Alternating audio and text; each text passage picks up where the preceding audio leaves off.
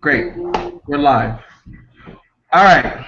Mr. Edmondson, I want to thank you kindly for you taking the time out to interview with the Homebound Leadership Institute for our Measure of a Man Barbershop Series. Thank you, sir. Oh, thank you. It's an honor to be here.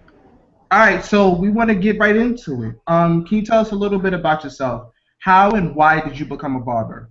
Well, a little bit about myself. I've been cutting hair for the last 22 years, and I became a barber because I dropped out of college. And I used to play college football, and I did 2 years, and I dropped out, and I had to find something to do. And it was this guy that knew I could cut hair in high school because I went back to my old neighborhood, and he taught me into going to barber school, and decided to go to barber school. And then also I decided to join the Army Reserve just before I went to barber school. I'm sorry. And then once I got out of barber school, I was called to the Persian Gulf for war. And then once I came back, I saved my money while I was over there, and I opened my own barber shop. Man, it's been a great thing right here in my neighborhood, and it's been good, man. Okay, great, great. Do you own your own barbershop? Yes, I do. Yes, I do. I own a two-story brick building where I house a barbershop, beauty shop, and I have a nonprofit that I started to help the families and kids in the neighborhood with that, and it's all about health and wellness. So what we started doing is doing health screenings for the men in the shop, and also we do some mentoring, and we do a fatherhood piece that where we get with dads in the community and really share with them about how to be a responsible dad. Mr. Edmondson, the Measure of a Man project is all about male empowerment and development. I want to take an aside right now and give you an opportunity to talk more about your nonprofit and the work that you do in the community because I think it's really important that men of color are doing these things. So tell us first, let us know what's your barbershop, where is it located, so we can get you some clients, as Okay. well as tell us more about your nonprofit. Right, right. Well, you can just call me Al, man, because if it makes it better, that way we can have a friendly conversation. Um, Got it. my nonprofit is called Making a Difference, and it's right above my barbershop and beauty salon. It's in Columbus, Ohio, 346 North 20th Street, located in the heart of the King Lincoln District, 3 miles from downtown. So we're a neighborhood barbershop, and we're the cornerstone of that community. And one thing about being a cornerstone and owning your own shop, you watch kids grow up, you see them come and go, especially young boys in the neighborhood. Some of them don't make it, some of them do. But we try to be a good mentor and a good example for them through our nonprofit. Just to highlight some of the things about the nonprofit, what I'm able to do is to really reach out to some of the kids in the neighborhood with just by supplying them school supply. That's how we got started. We started raising money from the local businesses in the neighborhood. And because of my relationship with the businesses and my clients, we were able to last year give out 968 bags of school supply for kids in the neighborhood. And then I built another relationship with the hospitals in the neighborhood, OSU, and that's the Ohio State University. And what we're able to do is to have them supply us with nurses to come out and really help us do some screenings for our families that are in our community because a lot of people don't, they don't get screened, man. So that's so important. And and currently right now, I just got back from Washington D.C. on February 28th, 27th with the My Brother's Keeper program because Congresswoman Joyce Beatty has noticed all the great work that our nonprofit is doing in the community and really, really making a difference in the neighborhood and in the city of Columbus, Ohio, to where I was invited to see the president and give the speech, got a chance to meet the president, and now I'm working with one of the task force to help, continue to help with men in our communities. And I'm just working in my footprint right here in my neighborhood, and man, it's been good, man. You know what, man? I really applaud all the work that you do. As another person who's working to help men and boys of color, I really commend all the things that you do. That also helps to change the dynamic of this interview. It So, allows me to go into a lot more of the historic aspects of the barber and its role in the community. But first, let me ask you, what does a barber mean to you? what a barber means is that He is a good friend to most people. He's a mentor. Also, being a barber, it allows you to connect with people that you normally wouldn't connect with. And I believe that one of my greatest highlights of being a barber is being able to see a single mom bring her son in, and me be able to be a mentor to her son all the way through college. And that's I've done that many and many a times. And I think we make a big difference in communities because we get all the gossip. We know everything, man, and we get to become therapists. We get to listen to people, because for some men and some of the women too, because I cut women's hair as well. We are outlets for them to maybe talk about relationships, maybe talk about work, and we are encouragers for our clients because I think being a barber, man, you have so many people's ears, and for that 30 minutes, 20 minutes, whatever you're there to do, man, you have the opportunity to influence some people in a positive way and influence them in a negative way as well. I try to be upfront, with all my clients, and because I'm a Christian and I believe in just sharing the truth. And also, as barbers, one of the things we get to do, we get to become ambassadors for many programs. For instance, last night I was at a program for Donate Life, and Donate Life is organ and tissue donors.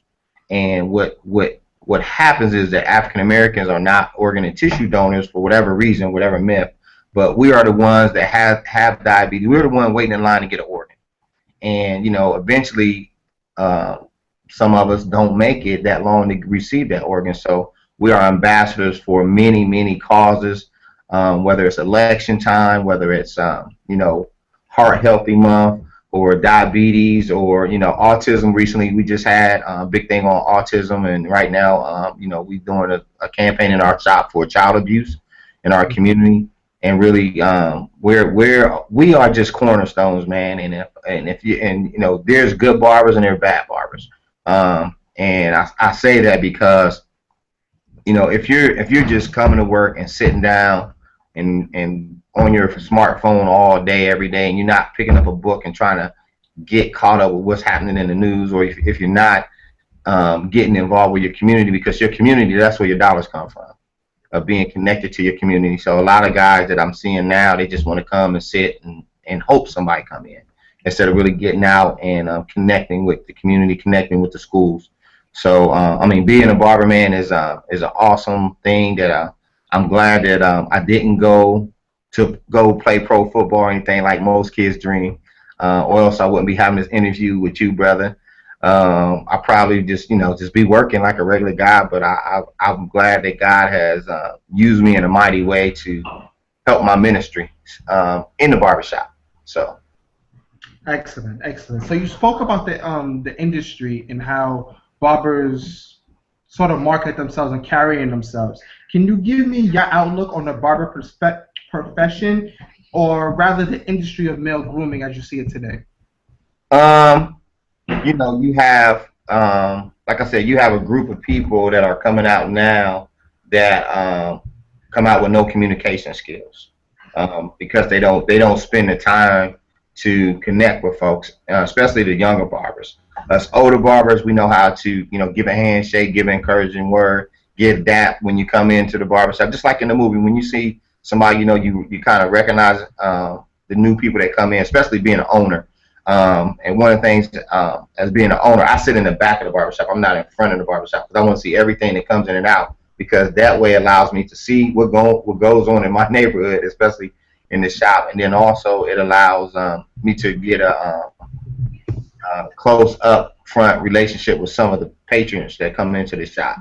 But it's kind of hard to say, man. In different states there are different things, but I think overall, if you really get to if you work on your communication skills, man, it can make a big difference in your clientele and the different type of networks. Because I was watching the one guy who's a barber to the stars, cutting hair in the movie theater that you sent me, and his connection with another person, that relationship is very key in being a barber. You know what? You touched on a lot of great points. What would you say? What is your thoughts or feelings as it relates to quote unquote celebrity barbers? Would you consider yourself one, or do you think that is a title that we should probably do away with in the industry? No, I don't think so. I mean, because it's all about how you carry yourself. If you're a professional, you're professional. My one of my mottos is that I'm a barber to the stars, past, present, and future. So the past one are the older guys that used to come in the barbershop. The present are the guys that I cutting out, and the future are what I tell the kids that you're going to be a future star. So that's my thing. I don't consider myself a celebrity barber, even though I have a lot of influence in my community. I just feel like I just say this it's a cliche. So, it's all about how you carry yourself. Okay, great.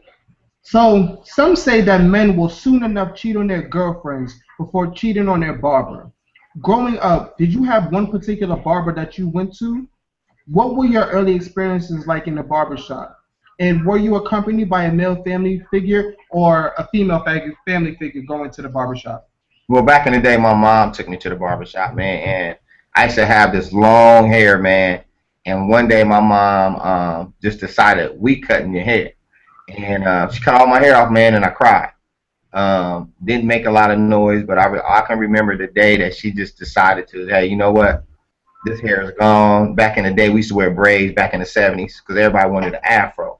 And I wanted to let my hair grow to get an afro, man. So my mom always took me to the barbershop. And when I got of age, I began to walk to the barbershop with my friends by myself and get a nice little Covatus with a little park back in the day. So I was always taught by my grandfather to be well groomed because men back in the those 50s and 60s, they were always groomed and real neat with the mustaches and the haircuts and stuff and clean shave. So I watched my grandfather a whole lot, and I wanted to emulate that. Okay. Do you feel that there was a difference in how the men in the barbershop treated you because you came with your mom? Well, my mom was fine, man. Everybody tried to get with my mom, cause you know what I'm saying. I'm be real, cause my mom was fine, back in the day. So the barbers, they look just like now. You see a nice sister come in, she got her kids, and you kind of checking her out, like, hey, I'm single, you single, you can get a couple cuts, we can go out, something like that. But I think they treat them all the same, man. But one of the things that we do have to do is, and I tell all the young barbers is today is don't mix your money with your honeys, and that's keeping it real. Yeah. Definitely. Okay. And you're a father, right? Yes. You have boys or girls? I got two boys, 16 and 12. Do they get cut at your shop, or do they go elsewhere? Oh, they go me. I'm the main one. I ain't paying nobody to cut my son's hair. And how would you say is their experience going to the barbershop? One, being that you're their barber, or two, like just them growing up in that atmosphere, in that arena. I think they really appreciate it because they like getting their hair cut when they want to cut it, and then there's sometimes when they don't want to get it cut, and I want to see it cut because now they're getting into this whole style of keeping the nappy on the top. I don't know if they're doing that in New York, but they keep a nappy on the top and fade it on the side. And my son wears that now, but I'm like, dude, you at least gotta get an edge up. As long as those grays is good, you can get anything you want. When the grays drop, it's my time. So we established that early on in our household. But it's so important that I'm teaching them how to be community minded and community service because they see their dad every day serving others, and they're part of serving. Even from our cleanups in our neighborhoods to our back to school rally, they're put in a service role, so they have no choice but to serve. They serve in the church as ushers. They serve in this ministry and that ministry. So I'm teaching them how to be community servant and be able to serve other people because in doing service, I mean, you meet so many great people, man. So I'm glad you brought that in. We're about to get into the history aspect. It's all good. You mentioned that you're teaching your boys to be servants, to be servant leaders, to be in their communities. As a man of color raising young men of color, can you tell me what do you think is the importance of this experience? Like, do you feel that the barbershop is a zone, an area that is a part of their growth? Does it give them lessons? Does it give them guidance? I mean, outside of you being a barber, let's look at it from a father perspective and bringing them to the barbershop. Right.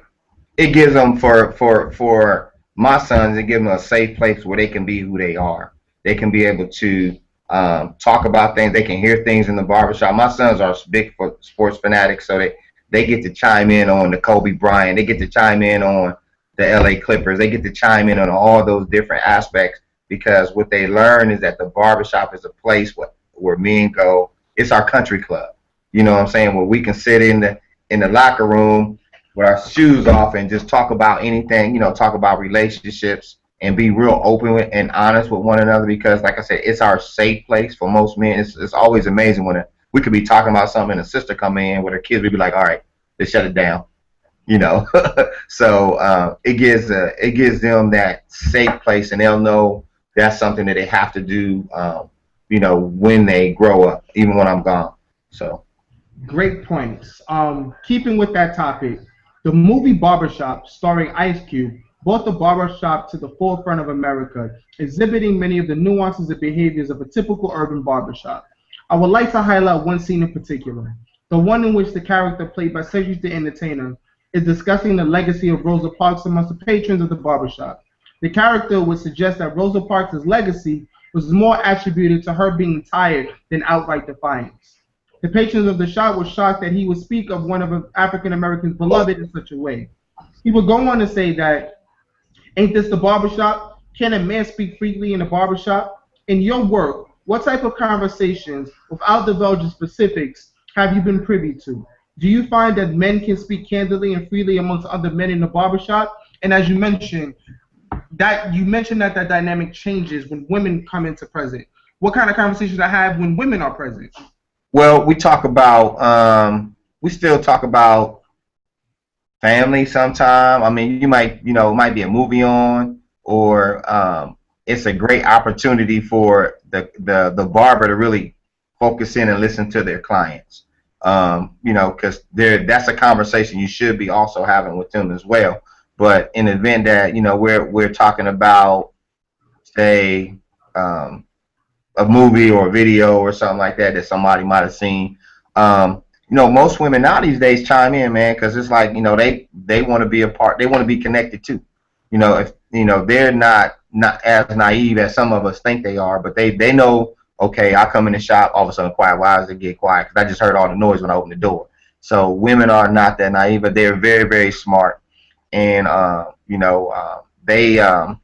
they express their opinion. Sometimes we talk about relationships up in that piece, and they get an opportunity to chime in why they're in the situation they're in. And it's always just a great conversation, man, to where when the sisters get involved, man, and they give us a different perspective on how to approach women.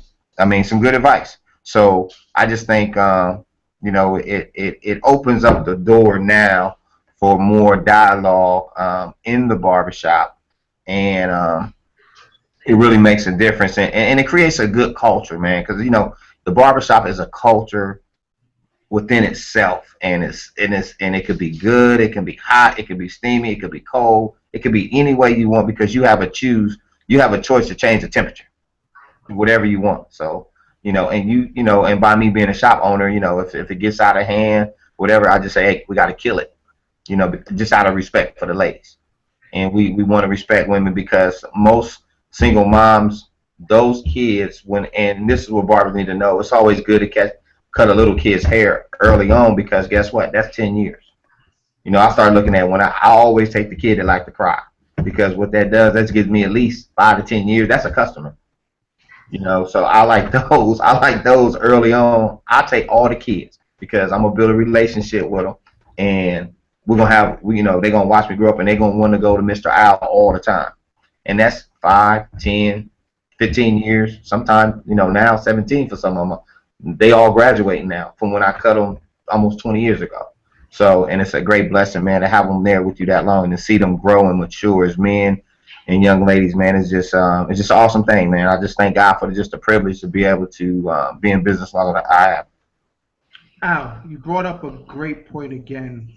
Um, Clients, keeping them, excuse me, having that relationships. How important is it for a barber to be a role model, a therapist, a whatever their clients need? Do you feel that the industry is getting away from that in the client barber relationship, or do you still see that there's a lot of that going on? I see I think it's 50-50 because it's a me world now these days with some of the barbers, and they want to cater to who they want the person that pays the most money. And I always tell them, you can't overlook the little guy because that little guy is going to be there longer than that guy that's spending the money all the time. It's good to get those nice big tips, and you got your favorites. But in our shop, we have them make for me. I take appointments. So by me taking appointments, I put people in. If I can squeeze you in, I squeeze you in. But I treat everybody the same because I let them know. I mean, as if you're a superstar, I mean, everybody is equal in the barbershop. You just got a little bit more money, drive a different car, but I treat we treat people in our shop equally. And I express that to our barbers because I think one thing barbers need to do, especially owners, is really sit down and have a shop meeting and talk about rules and regs on conduct and those different things like that. Because when you do that, you kind of set the atmosphere for your shop. And that's so important when you're dealing with clients and even people that come in off the streets. Because if you have the opportunity to set your own atmosphere, and if people think they can come in, spend more money, and get right in the chair before somebody, and you don't know other people's situation, but that might be a one-time hit. And in the meantime, this other person been coming to you for years, and they might feel disrespected, and you get upset when they're in somebody else's chair. You know what I'm saying? But I think setting the atmosphere where everybody feel respected, and that everybody's the same. We got politicians that come in, they're just regular people now. This is where they get to not be underneath the microscope all the time, and they can be regular people because that's where they came from. So I'm loving talking to you. So the Measure of a Man Barbershop Series was started under that same precedent. I recognize as a barber myself and as a patron to several barbershops that the barbershop acted as a zone that equalized everyone. mm-hmm. Education, regardless of culture, regardless of so many other different factors, the barber was the equalizer. And Right. so I decided that I wanted to build a conversation in that space because regardless of your background, we're now on the same playing field. You can have a PhD in psychology or got your GED. We're still equal within the barbershop. And that's why I'm having these conversations. And it's great to hear that someone in Columbus, Ohio, while I'm in New York City, have the same mindset from when it relates to barbershops. Right. And what is important to that is the barbershop. Have you ever thought of the barbershop as being a political zone? And I say that with it being the space where all the news, all of the what's going on in the community at large with men is the groundswell, from so to speak, that you can come there and get all the news. Do you feel that? Oh man, most definitely, man. Just yesterday, I had a guy that's running for Franklin County Auditor. If you want to connect with the people, you got to come to the barbershop. I mean, because we have access to everybody. We have everybody's ear. We can put your stuff out there. We can push who we want to push. And if we want to talk negative and hurt somebody's campaign, we can do that as well. So we have influence as barbers, man.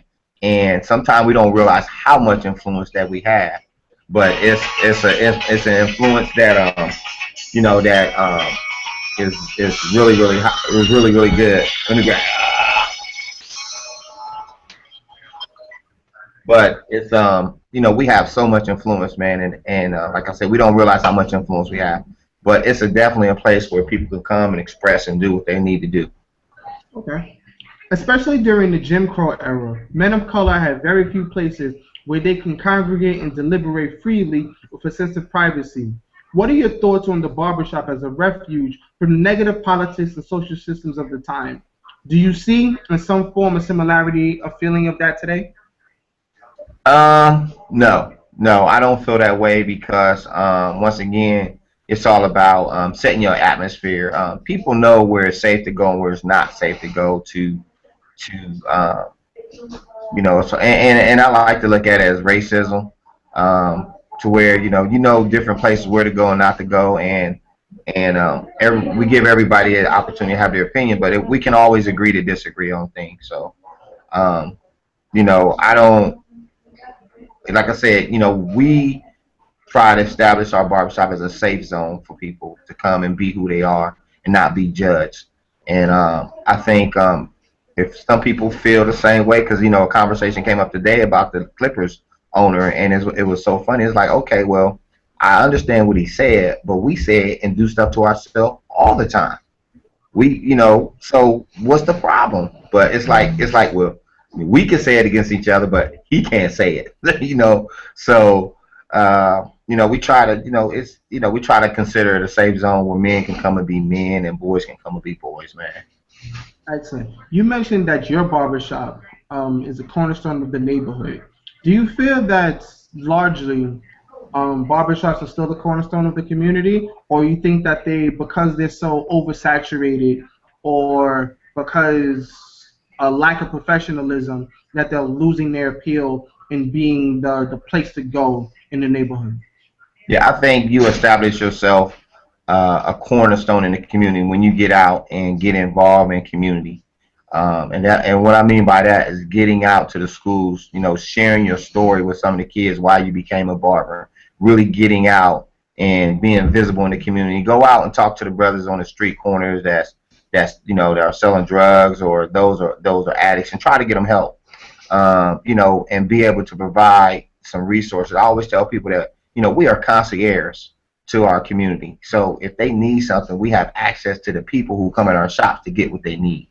Whether it's health, like we started doing health and wellness, and that's something that in our community need. Our barbershop is located right in the corner where heroin exists every day. So we're getting these people out, we're feeding them. We're doing just things to help get those people help, and you establish yourself as a cornerstone that way. And then also, once again, you got to get out, and there's great opportunities to go speak to kids in schools and stuff. And it's a great opportunity to do all that stuff, man. So if you're not doing anything to help make your community better, no, you're not a foundation of the community, or a cornerstone of the community. But when you're out there doing stuff, trying to make your neighborhood better and serving folks, man, that's how you become a cornerstone. Glad that you said that. In the antebellum era of slavery, you found that a lot of the abolitionists were barbers by profession. A lot of the freedmen were barbers by profession. It's how they got their freedom. And so you had a legacy of the barber being a civil rights leader and leading the abolitionist movement. Do you feel that barbers are taking their role as community leaders serious today, or do you think it's just about a dollar and it's just a haircut? I think it depends where you live at. Some of them can take political action, but I think it's a great opportunity um, to use your voice, man, to really get out and, like I said, strengthen your neighborhood, man, because we are the next generation of leaders. We can be, but if you just stand, if you come, go to work, stay in the building, don't get out and get involved in your neighborhood, man, it's you're not gonna be a barber very long because it's gonna get very boring for you. I just like the excitement. All right, almost finished here. A color line barber, as labeled by Vassar Professor Quincy Mills, is a black barber that refused to service other blacks. Whites refuse to allow for social equality in barbershops and wouldn't go to a shop that would service blacks. There is not a white man at the South that would not associate with a Negro all that is required by this bill if that Negro were his servant. He would eat with him, play with him or her as children, be together with them in every way, provided they were slaves. There never has been an objection to such an association. But the moment that you elevate this black man to citizenship from a slave, then immediately he becomes offensive. That is why I say that prejudice is foolish, unjust, illogical, and ungentlemanly. This is said by Representative Benjamin Butler in defense of the Civil Rights Act of 1875, which was brought to the table in regards to whether or not the barbershop fell under its law. Today we see barbers of all colors, races, and genders. First, I would like to get your thoughts on what I just read. Well, I just recently, man, did a auto book on miseducation of a Negro, and it was a very powerful book. Kind of opened my eyes on different things that I never thought about.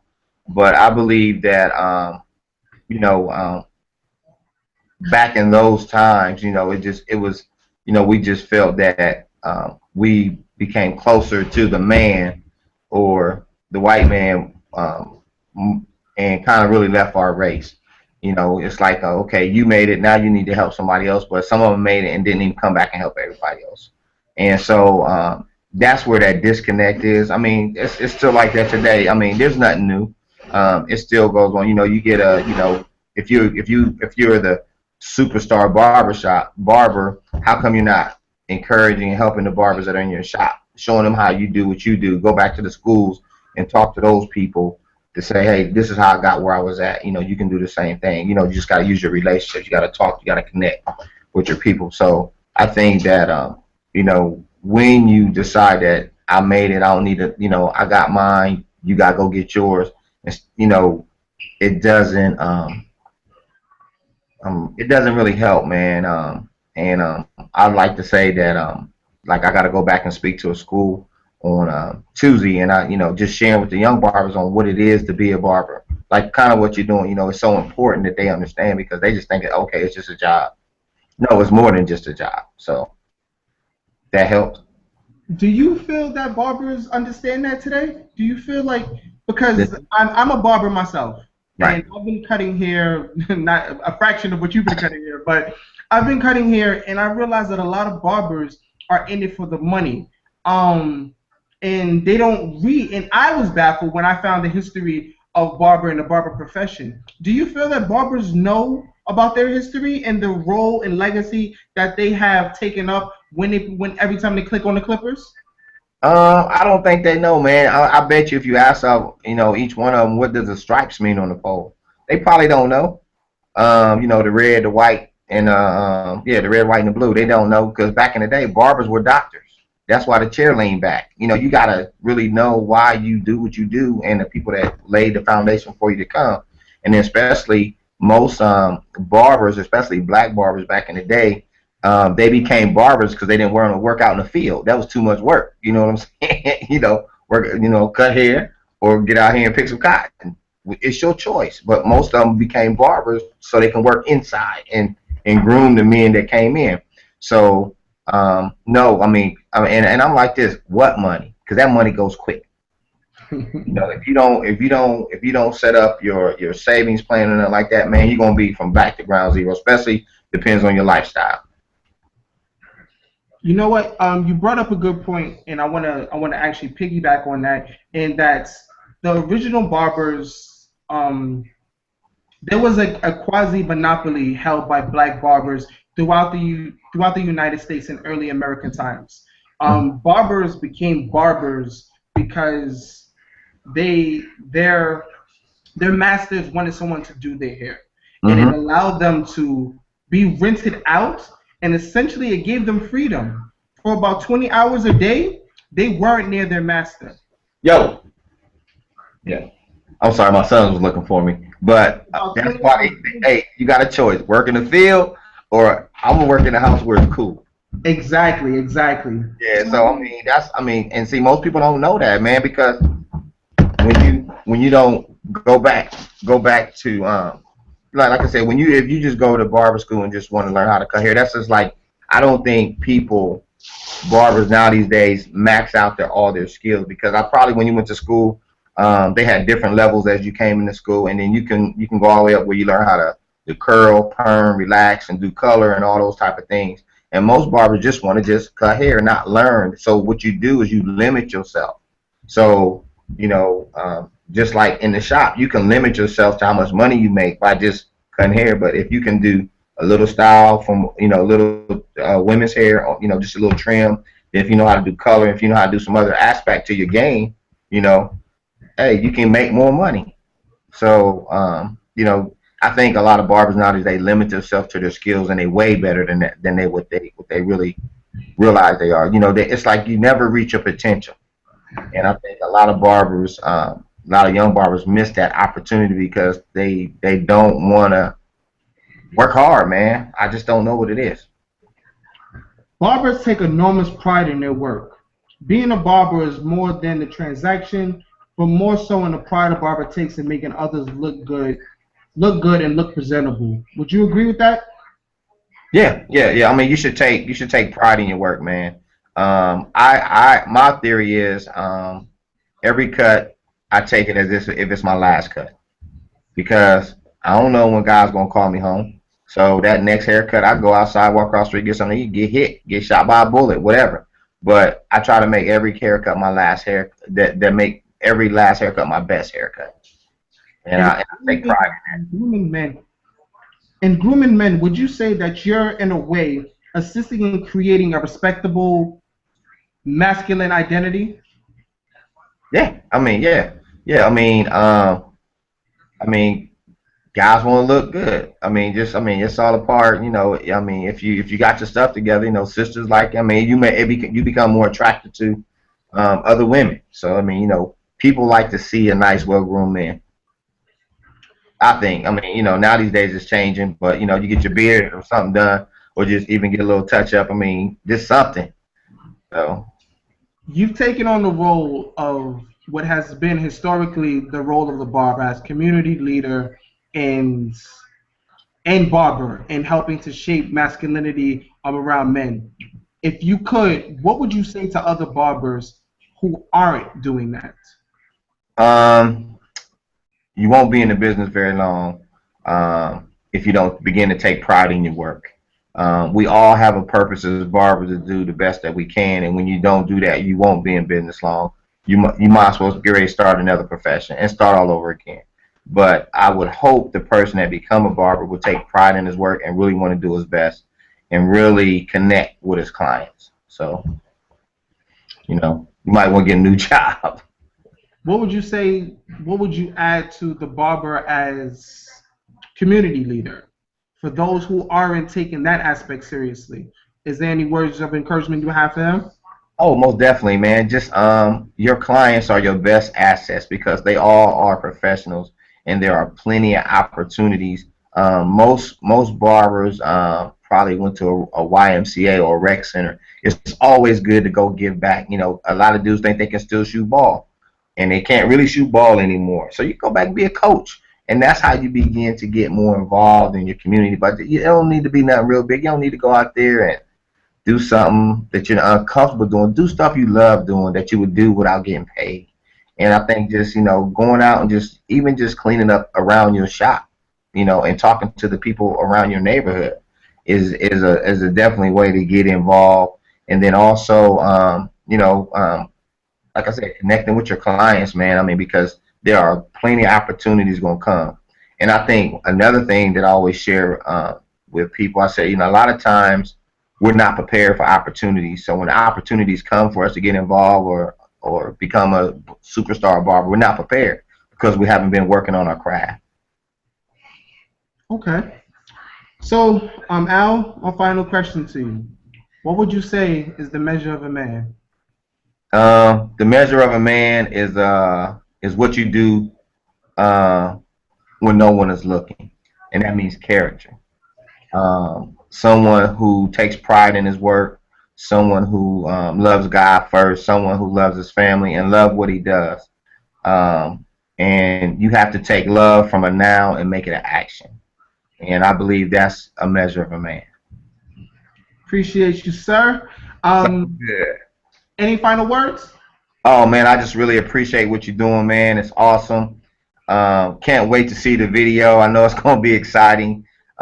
If people get a chance, I got a video that I just put out last year. It's called the barbershop. You know, I've done you know different things, man, and I'll get your address and I'll send you some of my stuff that I've done to show you the last 22 years. You know, I'm like this. If I can dream it, I can do it, man. And I feel that a lot of times people stunt their growth in the barbershop because they don't dream. And I think if you dreaming just like you doing this is a dream, man. And it's fun. You get to meet some great people around the country. So what if you just sat there and thought about what, man, what I'm gonna do? But this could take you so much further, man, because of the relationships that you're building across the country, man, by doing this measure of a man. And I just thank God for brothers like you that have the same vision and that are great role models were in the cities. So continued success. Anytime you need me, man, I'm there for you. Just holler at me, email me, text me, Google me, whatever. But it's just a great honor to be a part of your series, brother. Thanks, Al. Once again, can you give the people what the name of your shop is, what's your nonprofit, so they can go out and support? Okay. The name of the shop is Cut Above the Rest, Barbershop and Beauty Salon, 346 Columbus, Ohio, 43203.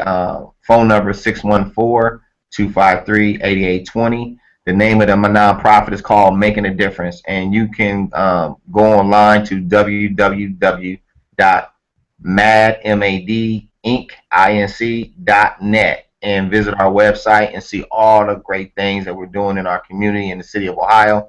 And then also you can just Google my name, and I have a couple videos out there.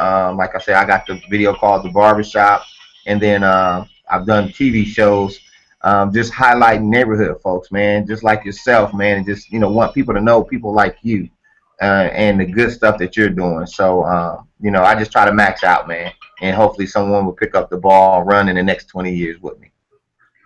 There you have it, folks. This is the Measure of a Man Barbershop Series with Mr. Al Edmondson of Columbus, Ohio, a Cut Above the Rest Barbershop. Thank you, sir, for your time.